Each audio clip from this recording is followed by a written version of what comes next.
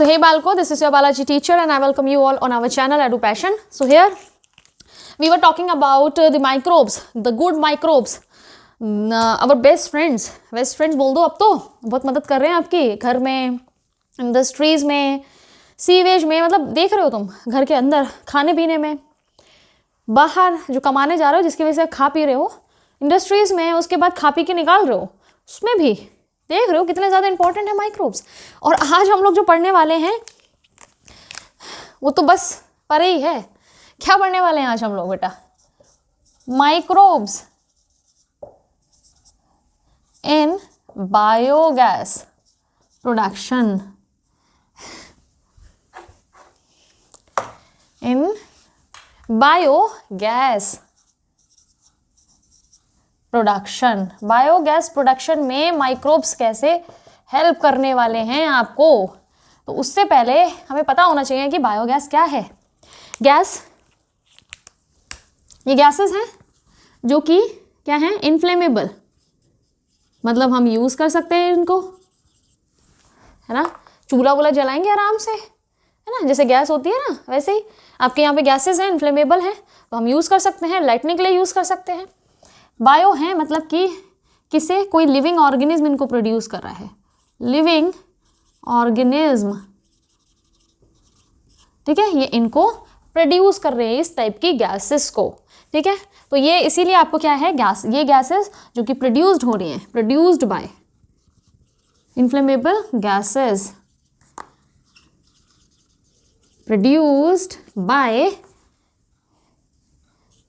Living organism. और ये living organism कौन है बेटा? माइक्रोब्स, छोटे छोटे माइक्रोब्स, ठीक है, नाटे नाटे। तो ये कहाँ से आया, ये कॉन्सेप्ट आया कहाँ से? तो बेटा गाय हमारी माता है ना, गाय हमारी माता है और हमको बहुत कुछ देती हैं वो,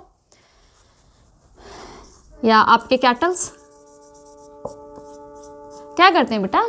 खाएंगे पिएंगे, ये एक तरीके का फूड खा रहे हैं, दैट इज सेल्यूलोज, ठीक है।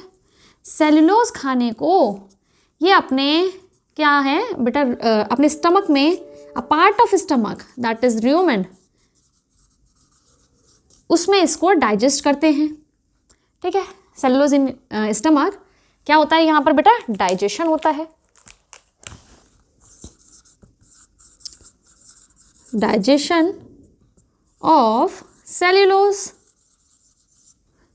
कहाँ हो रहा है? स्टमक में हो रहा है, विद द हेल्प ऑफ, ये खुद नहीं कर रहे, with the help of a bacteria, एक बैक्टीरिया की हेल्प से कर रहे हैं ये सब।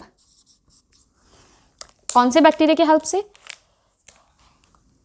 मिथेनोजेन, मिथेनोजेन, जिसका ये जो है ना मिथेनोजेंस, दीज आर दी, या फिर this is a group of bacteria. Methanogen is what? A group of bacteria. देखो जब क्लासिफिकेशन पढ़ी थी 11th में, तो वहां पर क्या होता है ना, बैक्टीरिया को 2 कैटेगरीज में कैटेगराइज किया था, किसमें? आर्की एंड यू बैक्टीरिया में, ठीक है।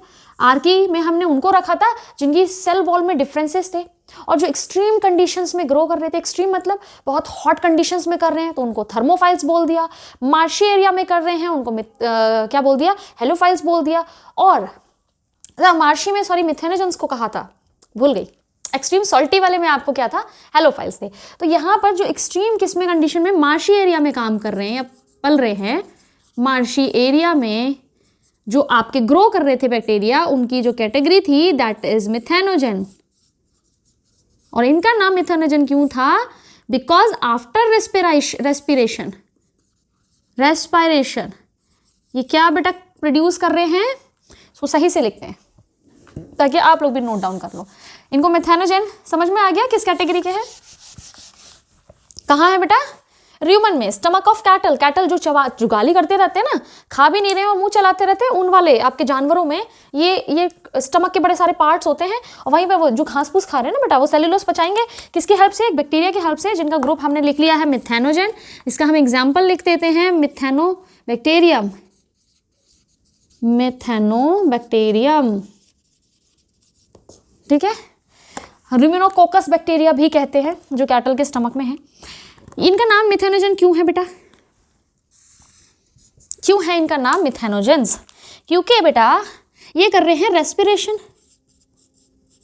और ये कौन सी रेस्पिरेशन कर रहे हैं? देखो, अगर किसी ऑर्गेनिज्म के अंदर कोई और ऑर्गेनिज्म रह रहा है, ठीक है, मेरे अंदर, हे ईश्वर ऐसा ना हो, अंदर कोई ऑर्गेनिज्म रह रहा है, तो मुझे बताओ वहां तक एयर कैसे पहुंचेगी? अगर एयर नहीं पहुंची तो वो किस टाइप के ऑर्गेनिज्म होंगे? किस टाइप के होंगे बेटा? एनेरोबिक। या फिर इसको लिख सकते हैं हम, एंडोसाइट्स है ना ये, एंडोपैरासाइट्स। पैरासाइट्स मत बोलो ये, क्योंकि ये सिम्बायोसिस करके रह रहे हैं, तो भैया पैरासाइट्स तो नहीं है। तो ये क्या होंगे? जो भी बॉडी के अंदर रहते हैं उनको बोलते हैं, वो आपके कौन होते हैं? एनेरोब्स, ठीक है, क्योंकि एयर नहीं पहुंच रही है। तो ये किस तरीके का रेस्पिरेशन करेंगे बेटा? Anaerobic, anaerobic respiration. After anaerobic respiration methanogens जो है बेटा कुछ टाइप की गैसेस को क्या करते हैं? एज ए प्रोडक्ट बनाते हैं, जिसमें से आपके है methane, carbon dioxide, hydrogen sulphide, nitrogen, hydrogen, काफ़ी सारी गैसेस बना रहे हैं, देख रहे हो। लेकिन जो आपकी मिथेनोजन है, it is about 70%।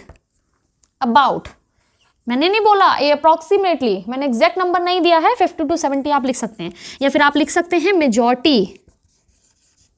Majority of gas आपकी कौन सी है? Methane. This is what? Methane. ये मीथेन है, उससे कम होती है ये बेटा, और ये होती हैं बहुत कम अमाउंट में। तो both these gases are produced in large amount comparative to these others. सबसे ज्यादा अमाउंट में कौन निकल रही है? मीथेन। इसीलिए इनको मिथेनोजेंस कहा जाता है। तब हो रहे हैं एनारोब्स हैं ये, तो एनारोबिक रेस्पिरेशन कर रहे हैं क्योंकि बॉडी के अंदर प्रेजेंट है, ठीक है। एंडोसिम्बायोसिस जो कर रहे हैं, जो भी ऑर्गेनिज्म एंडोसिम्बायोसिस करते हैं बेटा, वो एनारोब्स ही होते हैं। जो भी ऑर्गेनिज्म एंडोसिम्बायोसिस करते हैं, सिम्बायोसिस, वो क्या होते हैं? एनारोब्स। या फिर जो आपके अंदर रह रहे हैं या आपके अंदर पैरासाइट्स भी हैं, वो सब एनारोब्स होंगे। ये समझ में आ गया, ठीक है। तो हमने ये कैटल का नाम क्यों लिया है? या बायोगैस को ही आप गोबर गैस भी कहते हैं, इसको ही कह रहे हैं गोबर गैस। क्यों कह रहे हैं गोबर गैस? आप देखो, ये कैटल्स जब क्या होगा, इनका गोबर जो है दैट इज डंग, जो कि आप हिंदी में क्या बोलते हैं? गोबर, है ना। ओ तेरी, गोबर कर दिया।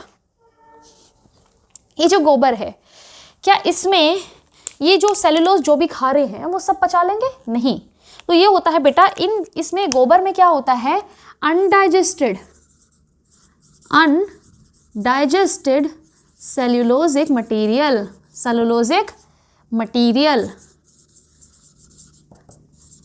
Undigested cellulosic material. और इस गोबर में क्या होता है बेटा? And methanogens. समझ रहे हो? मेरे पास माइक्रोब भी है, मेरे पास माइक्रोब का खाना भी है। अब किस बात की है देरी? चलो बनाते हैं रेसिपी। वाह, मैं बन गई शायर। मैं शायर तो नहीं मगर हंसी। वाह, मुझे याद रह गया लिरिक्स। तो हम बनाते हैं अब रेसिपी। रेसिपी क्या बनाएंगे? गोबर गैस, है ना। गोबर गैस कैसे बनेगी? डायग्राम्स के थ्रू हम देखेंगे बेटा। कैसे देखेंगे? एनसीईआरटी में है। आपने क्या करना है, ये है आपकी ज़मीन, उसमें आपको एक गड्ढा खोदना है और एक टैंक बनाना है जो कि होगा कंक्रीट। ऐसा ही नहीं बस गड्ढा खोद के बना दिया, आपको पक्का करना है उसको, ठीक है। और ये जो टैंक की आपकी लेंथ होगी, तो लेंथ है ये वाली बेटा, बाहर बनाए बाहर। ये लेंथ जो है बेटा आपकी वो है 10 से 15 फीट्स, ठीक है। This is what the concrete tank, ठीक है। गड्ढा खोद लिया। अब इस गड्ढे में हमने भरना है क्या? गोबर। लेकिन गोबर के लिए मैं रखूँगी एक अलग से इनलेट, ठीक है। इसमें होगा इस तरीके से हमारा आउटलेट और ये जाएगा यहाँ पे, इसके लिए इनलेट देगा किसका, जो फूड है या फिर गोबर है उसका। लेकिन गोबर को जो मैं दे रही हूँ यहाँ पर या फिल करूँगी वो बेटा मैं कैसे करूँगी, यहाँ पर मैं मिक्स करूँगी गोबर को वाटर के साथ, गोबर प्लस वाटर, तो मेरे पास बेटा क्या आ जाएगी, स्लरी, है ना। जो मिक्सचर है इन दोनों का वो आ जाएगा, वो यहाँ से आपका कहाँ जाएगा, इस टैंक में जाएगा। ये क्या है बेटा, गोबर प्लस वाटर, ये है आपका गोबर प्लस वाटर का मिक्सचर, ठीक है। अब इस टैंक को हमने क्या करना है, इस टैंक के ऊपर एक और हमें फ्लोटिंग क्या लगाना है, कलेक्टिंग टैंक। इस तरीके का कलेक्टिंग टैंक होगा मेरे पास, ठीक है। और ये कलेक्टिंग टैंक का आउटलेट होगा, ताकि जो मैं कलेक्ट करूं गैस वो बाहर चली जाए, है ना, और घरों तक जहाँ पे इसको यूज़ करना है वहाँ मैं इसको पहुँचा दूँ, ठीक है। समझ में आ रहा है, अभी देखेंगे। और फिर अच्छा यहीं से देखते हैं पहले, ये क्या है मेरा बेटा, इनलेट करने के लिए, इनलेट के लिए या फिर आपके जो मटेरियल है उसको डालने के लिए टैंक है ये छोटा सा। यहाँ पर मैं घोल बनाऊंगी किसका, बाउल लीजिए, थोड़ा सा गोबर लीजिए, उसमें पानी मिक्स करिए और उस घोल को इसमें डाल दीजिए। यहाँ से होता हुआ वो जाएगा कंक्रीट टैंक में। कंक्रीट टैंक में जाने के बाद में इसका होगा क्या बेटा, एक मिनट, कंक्रीट टैंक में जाने के बाद होगा क्या, इसके पास गोबर और वाटर है और मैं जानती हूँ कि गोबर में क्या क्या है, मेरे पास यहाँ पर क्या है, गोबर प्लस वाटर का मिक्सचर, और गोबर में हमारे पास है मिथेनोजेंस प्लस और क्या है मेरे पास, अनडाइजेस्टेड सेलुलोजिक मटेरियल।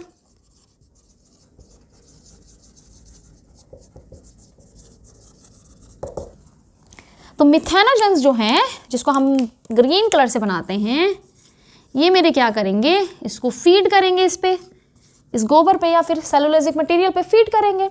जब ये खाएंगे इसको और रेस्पिरेशन करेंगे तो ये यहाँ से रिलीज करेंगे बेटा गैस, और ये गैस कौन कौन सी होगी, methane, carbon dioxide, hydrogen sulphide, hydrogen और भी, ठीक है। ये गैसेस होंगी जो कि बड़ी इंपॉर्टेंट है, और सबसे इंपॉर्टेंट गैस कौन सी है बेटा इसमें, मीथेन, ठीक है। तो all these gases are inflammable and considered as biogas. इसको इस कलेक्टिंग टैंक में कलेक्ट करेंगे और ये कहाँ पर, यहाँ पर आपके कलेक्ट कर ली जाएंगी, और जहाँ पर आपको यूज़ करना है वहाँ आप ले जाएंगे उस पाइप को, ठीक है। अब बचा हुआ का क्या करेंगे, यहाँ से तो भरते रहेंगे तो भरता रहेगा, तो हमने उसका जुगाड़ निकाला। जो बची हुई चीज़ है बेटा उसके लिए हमने यहाँ से आउटलेट निकाल दिया, ठीक है, आउटलेट निकाला। जैसे जैसे भरता जाएगा, अच्छा इसको ना ऐसे बनाना चाहिए, ऊपर कैसे जाएगा, सपोज ये भरता रहेगा और यहाँ से आपके कलेक्ट होता रहेगा यहाँ पर, ठीक है। जो यूज हो गया बेटा, जो भरते रहेंगे हम, जिसमें से गैस निकाल ली, वो यहाँ पर आपका कलेक्ट हो जाएगा, ठीक है। और इसको हम बोलेंगे स्लज, ठीक है, दिस इज व्हाट, स्लज, ठीक है। इस स्लज को भी हम ऐसे नहीं छोड़ेंगे, क्या करेंगे, इसको भी हम एज ए मैन्योर यूज कर लेंगे, फर्टिलाइजर ऑन दी फील्ड्स। इसको भी हमने नहीं छोड़ना, मतलब एक तो हमने गोबर के साथ में क्या किया, उसको क्या करा, यहाँ पर उसको मतलब फर्दर उसको खिलवा दिया, किसको, मिथेनोजेंस को। खाने के बाद जो उन्होंने रिलीज करा, यहाँ पे जो गैस छोड़ रहे हैं, है ना, इंसान छोड़ते तो बड़ी दिक्कत हो जाती है, ये छोड़ रहे हैं, इसको कलेक्ट करके यूज कर रहे हैं हम घरों में। अब घर पे ही बना लो इसको, पास में अगर जगह है, वो कैटल वैटल है तो, ठीक है। और जो बच रहा है उसको भी हमने जमा कर लिया, यहाँ से जो बच रहा है उसको भी बेटा हमने क्या कर लिया, कलेक्ट कर लिया, और उसको हमने यूज कर लिया अपने फील्ड्स में एज ए मैन्योर या फिर एज ए फर्टिलाइजर। खाद की तरह हम उसको भी यूज़ कर ले रहे हैं। तो फुल मतलब यूज़ है इसका, गोबर का फुल ऑन यूज़ हो रहा है। रोड पे जो वेस्ट हो रहा है ना, अब तुम लोग को इसके पढ़ने के बाद लगेगा ओहो इसमें तो गैस निकल जाती है और ये तो फील्ड में ही काम आ जाती है, तो यहाँ वेस्ट हो रहा है। तो ये हमारा पूरा क्या है बेटा, बायोगैस प्लांट है। बायोगैस का प्रोडक्शन कैसे हो रहा है, आई होप समझ में आ गया होगा आपके।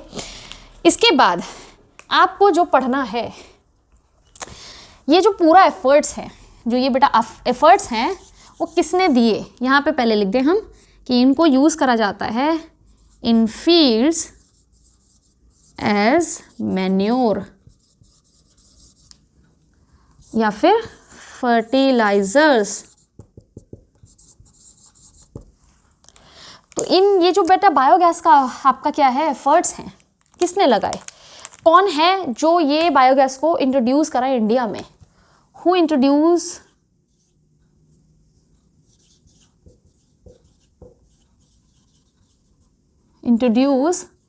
This biogas production plant in India.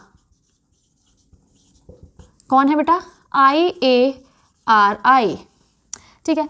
कौन है IARI, इंडियन एग्रीकल्चरल, ओहो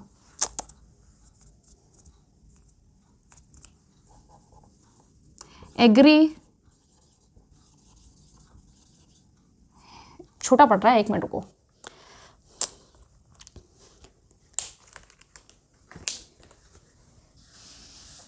इंडियन नीचे लिखते हैं है ना, इंडियन एग्रीकल्चरल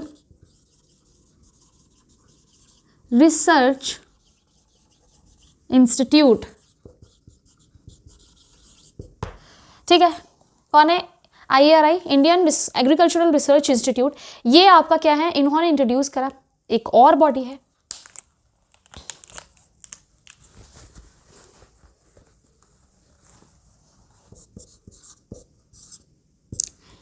KVIC, खादी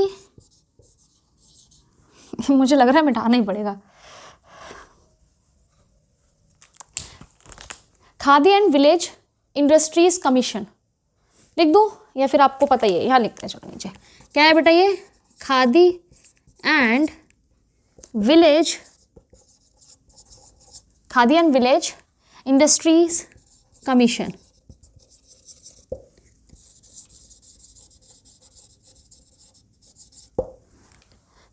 ठीक है, बुक में है, देख लेना।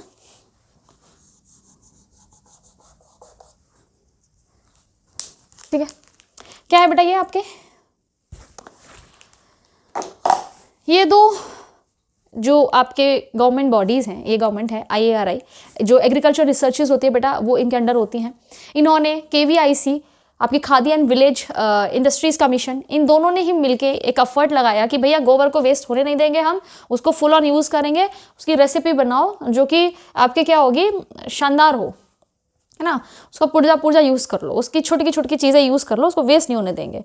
तो इसके लिए हम इनको शुक्रगुजार कहेंगे कि वो चीज़ों को भी यूज़ कर लिया जो वेस्ट हैं, है ना। एक्सक्रीटा ही होता है इसमें कुछ लोग एक्सक्रीटा भी मिला देते हैं। हमें बेसिकली क्या चाहिए, यही चाहिए, एक्सक्रीटा ही तो है ये बेटा। ये क्या है, इजेक्ट आउट, जो आपके इजेक्शन कर रहा है आपके कैटल्स, वही तो है गोबर।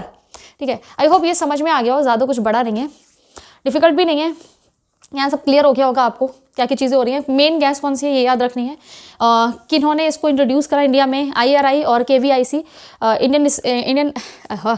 इंडियन एग्रीकल्चर रिसर्च इंस्टीट्यूट और Khadi and village industries commission. इन दोनों का याद नाम याद रखना है आपको। और बायोगैस में कौन सी गैस हो रही है, इनफ्लेमेबल है, ये याद रखना है, यूज़ कर रहे हैं आप किस चीज़ के लिए वो याद रखना है। और ये जो आपका डायग्राम है वो भी हल्का सा दिमाग में रखिएगा कि किस किस चीज़ों का कहाँ पर यूज़ है। ठीक है, तो यहाँ पर लेक्चर एंड करते हैं और नेक्स्ट लेक्चर में हम लोग क्या लेंगे, बायो कंट्रोल एजेंट्स को पढ़ेंगे और उसके बाद बायो फर्टिलाइजर रहेगा और चैप्टर आपका कंप्लीट हो जाएगा। बहुत जल्दी 2 और लेक्चर लगेंगे इसके लिए, तो तब तक पढ़ते रहिए और गॉड ब्लेस यू ऑल।